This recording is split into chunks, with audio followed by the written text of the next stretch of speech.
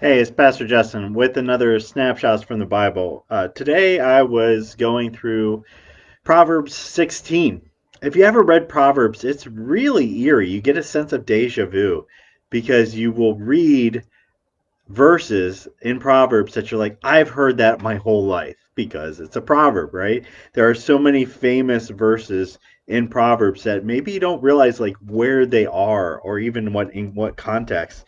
And like right here in Proverbs 16, one of the famous verses, maybe your mom told you, pride goes before destruction, a haughty spirit before a fall.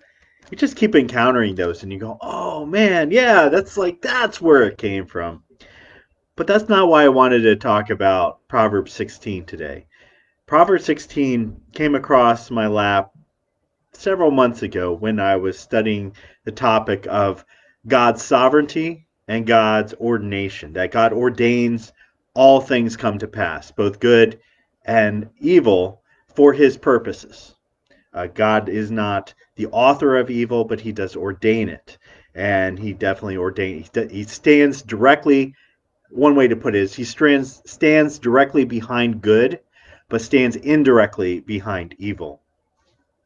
And we always wrestle with this concept that God is in control of all things. It's deeply comforting, but also for our minds that are very uh, come from a very self-centered place of sin, where we're always kicking against God, where we don't like the idea of, what does that mean? Does that mean I have no free will? Does that mean I'm a robot? We wrestle with all these things, and it's good too. But it's really interesting that we find this not just in the New Testament, not just in certain passages. We find this in the middle of Proverbs of all places. And I used to have a good pastoral friend who did not believe in the ordination of God, that God only ordained good things, but not all things. He was powerful, but not all powerful. He was knowing, but not all knowing. So he wasn't really God, this concept of God. And I wish I had Proverbs 16 to show, because right here we see, starting with verse 1, just this idea of our intentions versus God's control. Verse 1, to humans belong the plans of the heart, what we want to do in our life, but from the Lord comes the proper answer of the tongue. All a person's ways seem pure to them, but their motives are weighed by the Lord. Commit to the Lord whatever you do, and he will establish your plans. We'll come back to that one, the very famous verse. The Lord works out everything to its proper end, even the wicked for the day of disaster. So it keeps going back and forth between what we want and what the Lord does.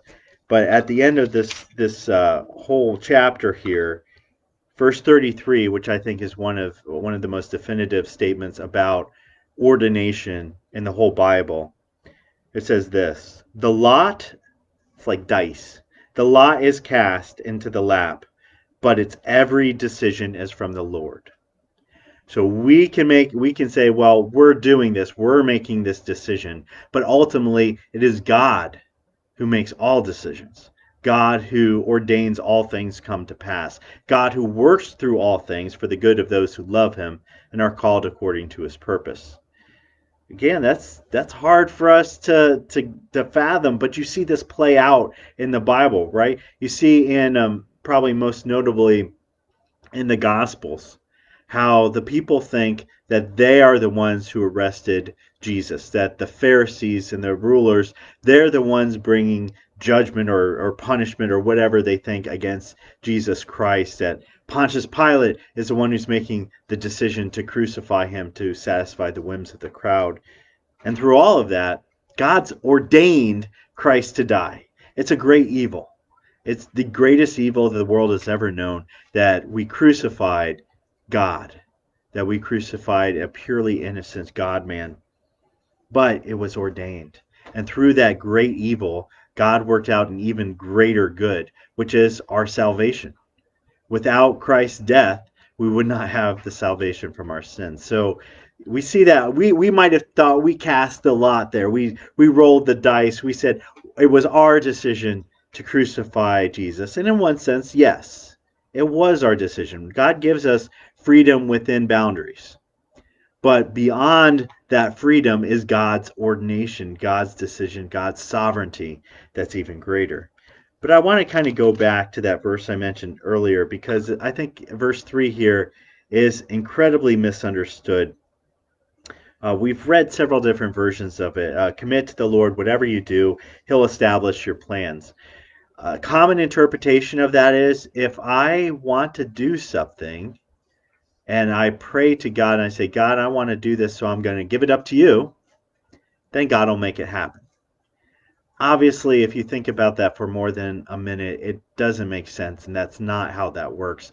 Because what if I wanted to murder somebody? I want to commit that to God, and I'm going to go, and God will make it happen. What if I want to go rob a bank? I'll just commit it to God, and he'll make. It's not a magic little thing that we do, little formula, so that whatever we want to happen will happen. I think a much better interpretation actually comes from the English Standard Version. This is my big study Bible. It's got heft to it, right? Verse 3 here, it says, commit your work to the Lord, and your plans will be established. So we see two things in verse 3 here that are, I think, important to understand. One is that what's being talked of here is that whatever work we do specifically for God's will, according to God's will, in conformity with God's will. We're doing work for God. We want to do work God's way. So if we want to take that work and commit it to God, he's going to kind of seal that and help to make it work. So that's talking about ministry. It's not talking about all things. It's not a magic little, I want to wake up this morning and I want to commit the bills to God so God will make them win. That's not what that really is all about. But also here we have the hint of sovereignty, that your plans will be established. It won't be established by you. Your plans will be established ultimately by God. God will work through our frailty. He'll work through our good intentions. He'll work through our hard work, our desire to love him, and he'll do great things with that. So again, we crash upon the great shores of God's sovereignty, and we see that he is the one who establishes plans. We're not the ones who do it.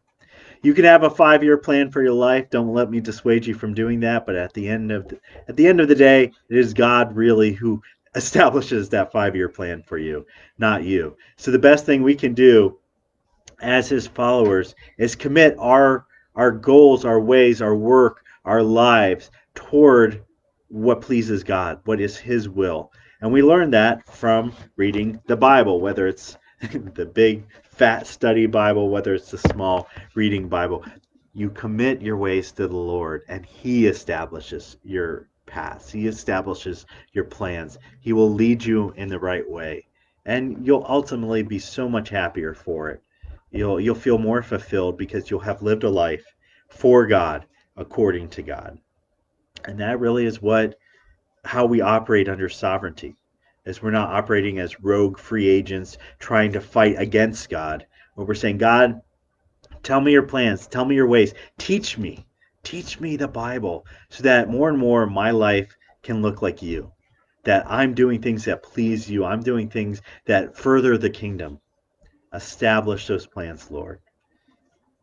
It's a great chapter. Study Proverbs 16. Learn more about God's sovereignty, more about how he ordains all things. Have a great day. God bless.